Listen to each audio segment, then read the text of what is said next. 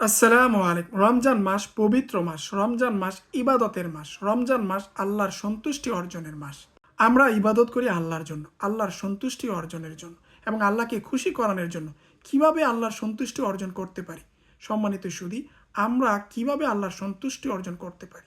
আল্লাহকে খুশি করাতে পারি, আল্লাহকে সন্তুষ্টি করতে পারি খুবই সহজে আল্লাহর সৃষ্টির প্রতি দয়া, মায়া, ভালোবাসার মাধ্যমে। মানব কল্যাণের মাধ্যমে আল্লাহ তাআলার সন্তুষ্টি। যে আল্লাহর সৃষ্টির প্রতি দয়া করে, আল্লাহও তার প্রতি দয়া করেন। যে আল্লাহর প্রতি সৃষ্টির প্রতি দয়া করে না, আল্লাহ তার প্রতি দয়া করেন না। আর এই সমস্ত সৃষ্টির মধ্যে মানুষ হচ্ছে শ্রেষ্ঠ, আশরাফুল মাকলুকাত। মানুষের কল্যাণে কাজ করার মধ্যে আল্লাহর সবচাইতে বেশি সন্তুষ্টি এবং আল্লাহ পাক বেশি খুশি হন।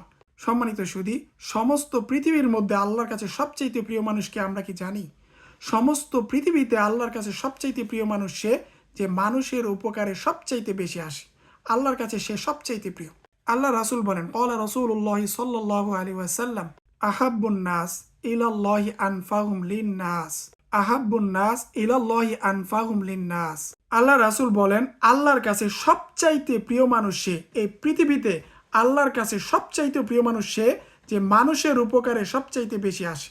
যে মানুষের উপকার সবচাইতে বেশি করে, সেই আল্লাহর কাছে সবচাইতে প্রিয় মানুষ। আল্লাহ আমাদেরকে বোঝার তৌফিক দান করুক এবং আল্লাহর প্রিয় হওয়ার তৌফিক দান করুক এবং মানবতার কল্যাণে কাজ করার তৌফিক দান করুক।